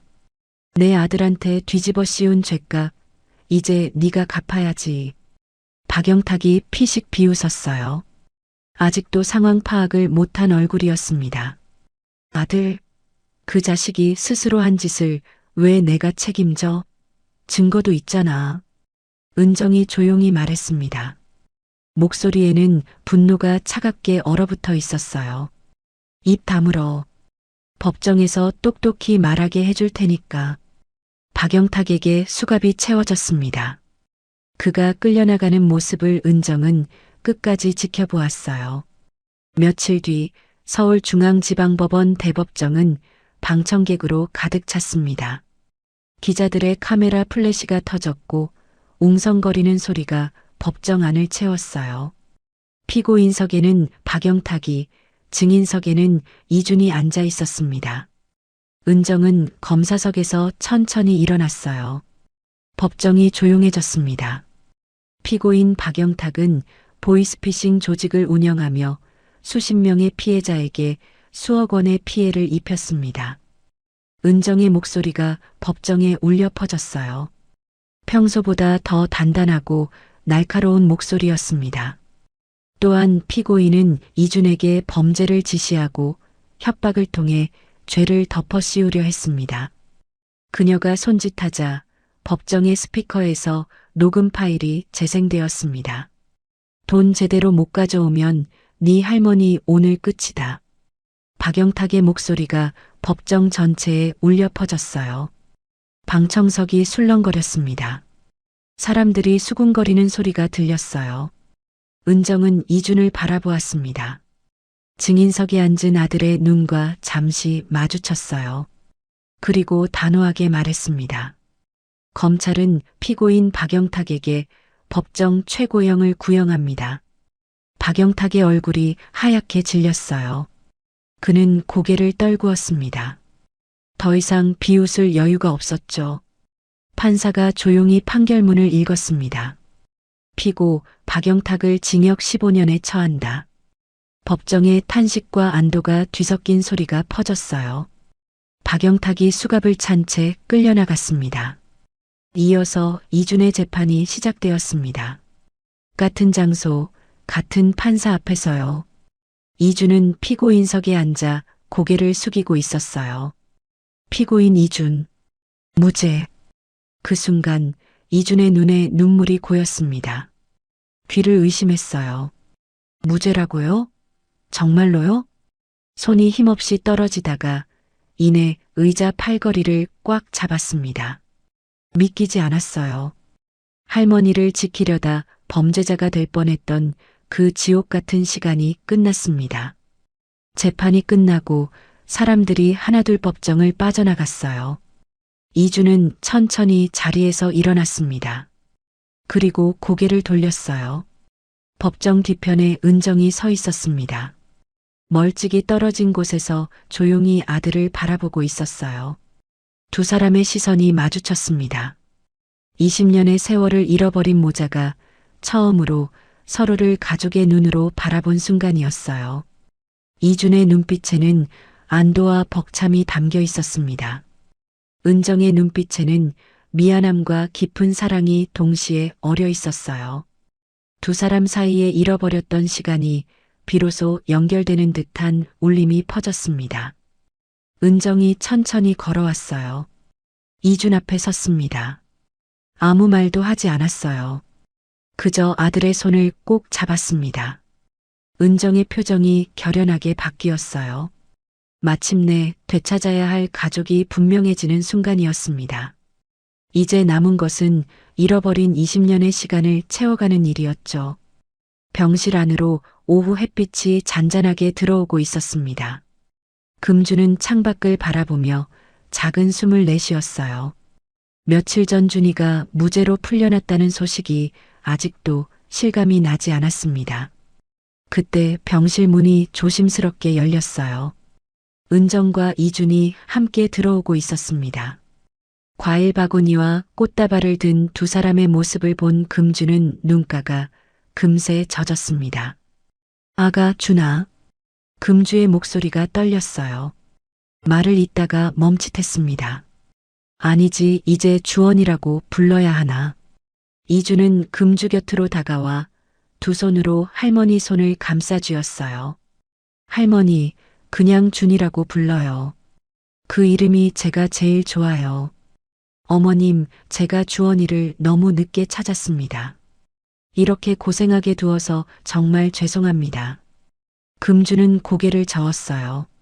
아이고, 검사 양반이 뭘 미안해. 내가 이 아이를 지킨 게 아니야. 준이가 날 지켜준 거지. 20년 동안 내 곁에 있어준 게 고마운 거야. 세 사람의 손이 하나로 포개졌습니다. 주름진 할머니의 손, 굳은 살이 박인 아들의 손, 떨리는 엄마의 손. 세 개의 손이 겹쳐지자 말로 표현할 수 없는 따뜻함이 전해졌어요. 한참 동안 아무 말 없이 손을 잡고 있던 이준이 용기를 냈습니다. 천천히 은정을 바라보았어요. 입술이 떨렸습니다. 저 엄마라고 불러도 되나요? 은정의 눈에서 참았던 눈물이 툭 떨어졌습니다. 그녀는 고개를 끄덕이며 웃었어요. 당연하지. 엄마라고 불러줘야지. 20년 동안 매일 기다렸어. 이준은 천천히 은정의 품에 안겼습니다. 20년 동안 서로가 잃어버렸던 온기가 채워지는 느낌이었어요. 이준의 어깨가 들썩였습니다. 소리 없이 울고 있었어요. 은정도 아들의 등을 쓰다듬으며 눈물을 흘렸습니다. 금주는 그 모습을 바라보며 조용히 눈물을 닦았어요. 가슴 한구석이 뻐근했지만 그보다 더 큰 안도감이 밀려왔어요. 그날 오후 은정은 병원비를 조용히 정리했습니다. 금주는 놀란 듯 두 손을 모으며 말했습니다. 아이고, 이런 큰 돈을. 검사님, 내가 어떻게 갚아? 은정은 금주 앞에 무릎을 꿇었어요. 그리고 깊이 절을 올렸습니다. 어머님, 죽을 뻔한 제 아들 살려주셔서 감사합니다. 20년 동안 사랑으로 키워주셔서 정말 감사합니다. 평생 은인으로 모실게요. 금주의 눈에서 또다시 눈물이 흘러내렸어요. 아이고, 이러지 마. 난 그냥 당연한 일을 한 것뿐인데. 퇴원 수속을 마치고 세 사람은 은정의 집으로 향했습니다. 20년 만에 한 지붕 아래 모인 가족이었어요. 은정의 아파트는 넓고 따뜻했어요. 거실에는 푹신한 소파가 놓여 있었고 벽에는 은정이 젊었을 때 찍은 가족 사진이 걸려 있었습니다. 사진 속에서 남편 성범이 웃고 있었고 은정의 품에는 어린 주원이가 안겨 있었어요. 금주는 거실에 들어서며 연신 두리번거렸습니다. 이준도 어색한 표정으로 주위를 둘러보았어요. 지금까지 살던 옥탑방과는 너무나 다른 공간이었거든요. 바닥은 따뜻했고 벽에서 곰팡이 냄새가 나지 않았습니다. 창문 너머로 서울의 야경이 반짝였어요. 은정이 부엌으로 향했습니다. 냉장고에서 미역을 꺼내 물에 담갔어요. 손이 떨렸습니다. 20년 동안 주지 못했던 생일이 떠올랐어요. 4살 이후로 단 한 번도 끓여주지 못했던 미역국. 엄마, 뭐 하세요? 은정은 고개를 돌렸어요. 눈가가 붉었지만 미소를 짓고 있었습니다. 내 생일 때마다 끓였던 미역국이야. 이제야 다시 내 앞에 내놓는다. 저녁이 되었습니다. 소박하게 차려진 식탁에 세 사람이 둘러앉았어요. 김이 모락모락 나는 미역국, 갓 지은 쌀밥, 그리고 주원이가 어렸을 때 좋아했던 반찬들. 계란말이, 멸치볶음, 김치. 이주는 숟가락을 들어 미역국을 한 숟가락 떴습니다. 입에 넣는 순간 눈을 감았어요. 따뜻하고 구수한 맛이 입안 가득 퍼졌습니다. 그런데 이상하게도 처음 먹는 맛이 아닌 것 같았어요. 어디선가 느껴본 적 있는 아주 오래된 기억 속의 맛이었습니다. 가슴 깊은 곳에서 뭔가가 꿈틀거렸어요. 4살 이전의 기억. 희미하지만 분명히 존재하는 무언가. 은정은 이준의 손등을 덮었습니다. 앞으로 생일마다 직접 끓여줄게. 잃어버린 시간만큼, 아니, 그보다 더 많이. 이준은 조심스럽게 주머니에서 무언가를 꺼냈어요. 색이 바래고 꼬리가 떨어져 나간 파란 공룡 인형이었습니다. 20년 동안 단 한 번도 버리지 않았던 보물이었죠. 기억은 안 나는데 이건 차마 버릴 수가 없었어요. 왜인지 모르겠지만 이걸 보면 마음이 따뜻해졌거든요. 은정은 인형을 바라보며 미소 지었어요. 그건 내가 잃지 않으려고 몸으로 기억한 거야. 머리는 잊어도 마음은 기억했던 거지. 우리를 이어준 마지막 끈이었어. 금주도 인형을 바라보며 고개를 끄덕였습니다. 쓰레기장에서 널 발견했을 때 얼어 죽기 직전이었는데도 이 인형만은 꼭 쥐고 안났어. 그때부터 알았지. 이 인형이 너한테 얼마나 소중한지. 세 사람은 미역국을 먹으며 소박한 저녁을 보냈습니다. 거창한 대화는 없었어요.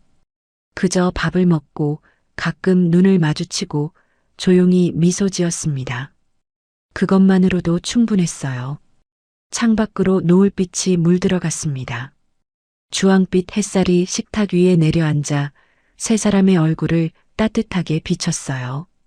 20년 만에 드디어 완성된 가족의 밥상. 오랜 시간 떨어져 있었지만 이 순간 세 사람은 잃어버린 시간을 대신할 새로운 시작을 함께 맞이하고 있었습니다. 앞으로 채워가야 할 날들이 그들 앞에 놓여 있었어요. 오늘 이야기를 끝까지 들어주셔서 감사합니다. 어디에서 이야기를 듣고 계신지 댓글로 남겨주시면 한 분 한 분 반갑게 인사드리겠습니다. 오늘도 행복하시고 건강한 하루 보내시길 간절히 바랍니다. 다음 이야기로 찾아뵙겠습니다. 구독, 좋아요 부탁드립니다. 햇살 같은 이야기였습니다.